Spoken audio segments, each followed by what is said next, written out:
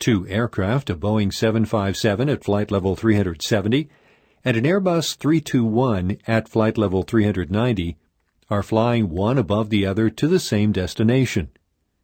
The A321 slowly overtakes the B757. When the A321 crew asks for descent, the air traffic controller gives them a clearance direct to the approach fix, and forgetting about the B757 below, mistakenly gives a descent to flight level 250. The direct track causes the A321 to turn slightly to the left, and the horizontal spacing between the aircraft slowly starts to increase while the A321 commences its descent.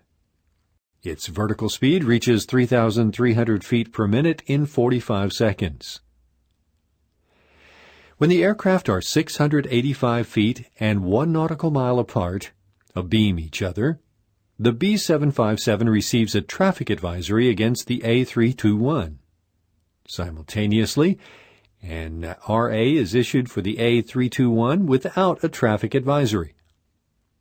In quick succession, the A321 gets an Adjust Vertical Speed resolution advisory, requiring a vertical rate of 0 feet per minute, in other words, a level off, followed by a Climb resolution advisory.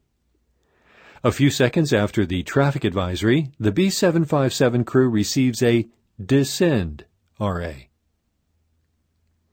From this example, we can learn that in some situations, mainly due to high vertical rates, traffic advisories will not precede resolution advisories for one or both aircraft in the conflict pair. In addition, resolution advisories can change in rapid succession due to high vertical rates.